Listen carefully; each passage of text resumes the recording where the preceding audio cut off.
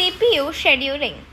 CPU scheduling is a process which allows one process to use the CPU while the execution of the another process is on hold. That is, it is in the waiting state due to unavailability of any resource like the IO, etc., thereby making full use of the CPU. So there is a ready queue, and in this ready queue there are three processes, P1, P2 and P3. So first we say that P1 is sent for execution and P2 and P3 are waiting inside this ready queue. So while the other processes are on hold, that is P2 and P3 are on hold. Now say P1 needs a input-output operation to be performed.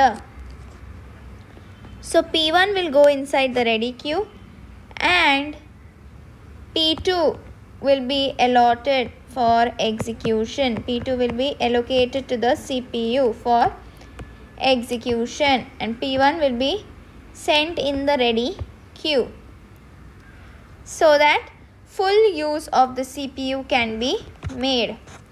The aim of CPU scheduling is to make system efficient, fast and fair.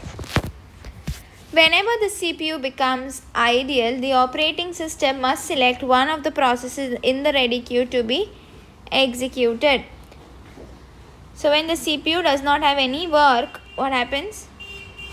The operating system should select one process from the ready queue and it should give it to the CPU.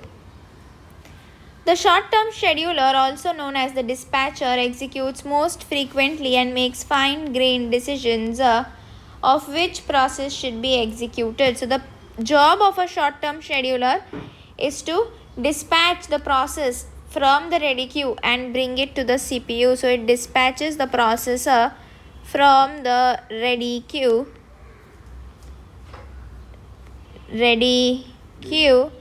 and gives it to the CPU.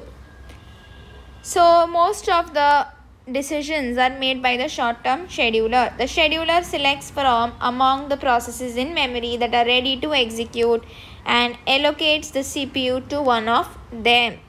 So it will select the process which are present in the ready queue and then accordingly it will allocate one of the processes to the CPU.